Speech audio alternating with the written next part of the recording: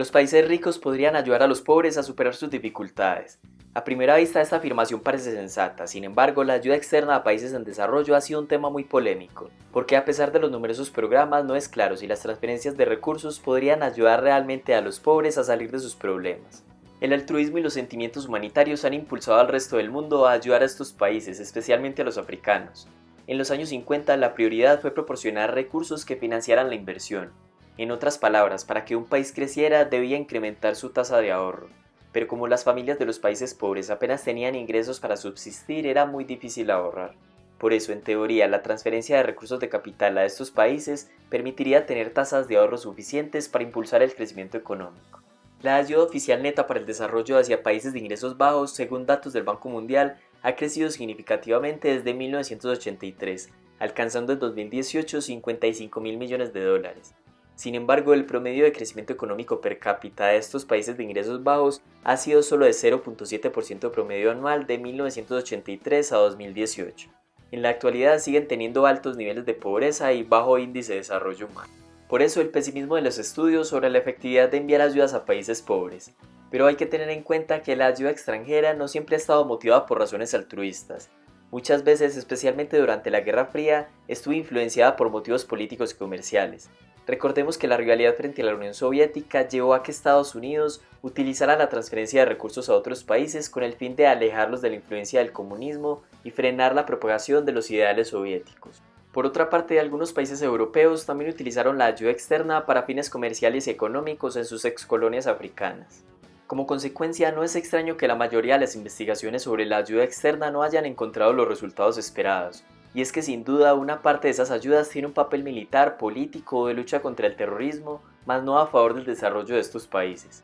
Pero dejando a un lado los recursos destinados a otro tipo de objetivos, otros sí han buscado mejorar las condiciones económicas y sociales de los países con menores ingresos, ya sea a través de créditos muy favorables por parte del Fondo Monetario Internacional o del Banco Mundial, o por medio de ayudas directas de organizaciones públicas y privadas. Los países de muy bajos ingresos sí han recibido un constante flujo de ayuda durante las últimas décadas. Aún así, la mayoría de países no despegan y parecen estar en un círculo vicioso de pobreza, corrupción y burocracia. La pregunta es por qué estas ayudas externas con objetivos claros y las mejores intenciones no han logrado obtener los resultados esperados.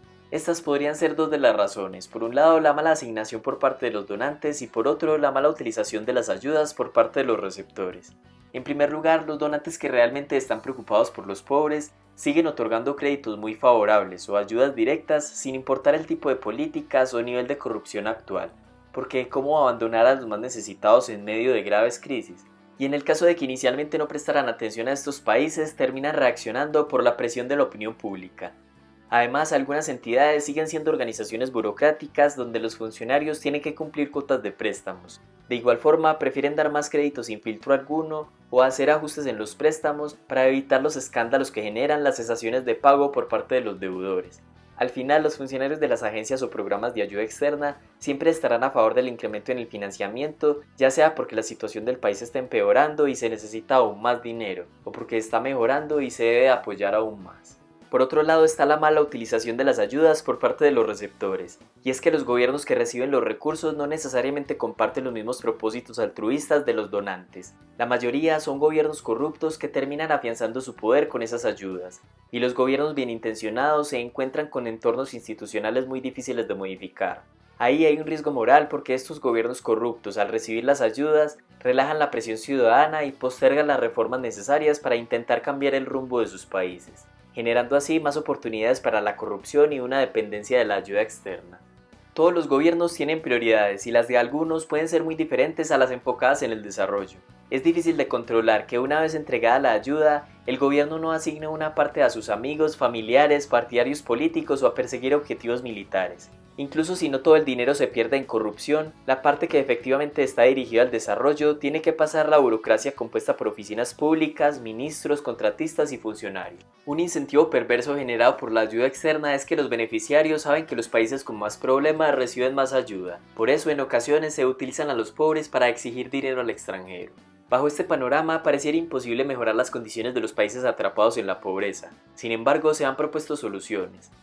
Una es que los créditos, rescates y demás ayudas entregadas a los países más necesitados deberían tener como contraprestación una serie de reformas estructurales en sus economías que de alguna forma garantizarían que la ayuda no fuera necesaria en el futuro.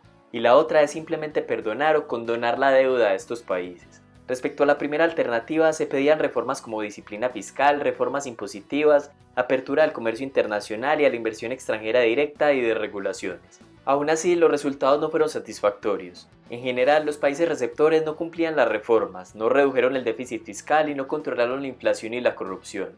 A pesar de esto, seguían recibiendo los créditos porque los países aparentaban ajustes, recibían los recursos pero luego deshacían los cambios y se retractaban de sus promesas. En ocasiones estimulaban el nacionalismo criticando al FMI por ser una injerencia imperialista.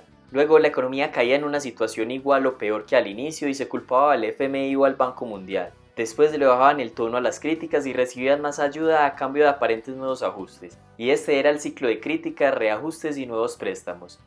Estos son algunos ejemplos del número de préstamos de ajuste entre 1980 y 1994, y cómo aparentaban el ajuste de las reformas. Aprovechaban las estadísticas deficientes junto a una contabilidad creativa. Bajaban el déficit pero recortando la inversión social y no los gastos de funcionamiento. Recaudaban impuestos por adelantado, en fin, cualquier cantidad de trucos para aparentar que estaban aplicando las reformas. Y en efecto, estos préstamos condicionados tampoco parecen haber tenido resultados positivos. Volviendo a la segunda propuesta, la idea de perdonar la deuda ha sido respaldada por personas como Bono, el Papa, el Dalai Lama y economistas como Jeffrey Sachs. Esta sería una buena estrategia siempre y cuando no se les otorgara más ayuda en el futuro. Lamentablemente esta idea no es nueva y tiene varios problemas. El primero es que los activistas asumen que la deuda es algo impuesto, o que es como un terremoto, o sea, un hecho que ocurre una sola vez por motivos desconocidos y sin anunciarse. Pero la realidad es que fue una decisión consciente del gobierno. Esta iniciativa lo que hace es mantener a los países pobres en un círculo de endeudamiento, porque en el futuro volverán a ser elegibles para más préstamos. No hay razones para creer que van a cambiar su comportamiento. ¿Qué incentivos tendrían para cambiar si saben que a mayor pobreza más ayudas? Y parece un argumento muy pesimista, pero según William Easterly, un ex investigador del Banco Mundial, entre 1989 y 1997 se había condonado la deuda a 41 países por un valor de 33.000 millones de dólares, mientras que los nuevos préstamos fueron de 41.000 millones de dólares, y a los que más se les perdonaron más se endeudaron. Según este economista, no existe una gran solución a la pobreza y no se debe asumir con un enfoque desde lo alto, sino desde lo bajo con la retroalimentación de los habitantes nativos para tener en cuenta las condiciones culturales, históricas y sociales de cada país. En resumen, hay justas razones para que algunos analistas hayan comenzado a plantear que lo mejor sería ir reduciendo la ayuda y buscar otras alternativas para estimular el desarrollo. Otros quieren incrementar la ayuda porque esta ha evitado un desempeño aún peor. Incluso algunos como Jeffrey Sachs consideran que los niveles de ayuda son muy bajos, y otros concluyen que cualquier asistencia externa debe limitarse a desastres temporales. ¿Consideras que todavía es válido preguntarse si la ayuda externa incrementa el desarrollo económico? ¿Debería África enfrentarse a la globalización y a la competencia internacional? ¿Podría ser más eficaz la ayuda de una pequeña ONG que la de una entidad multilateral? Deja tu opinión en los comentarios y gracias por ver el video.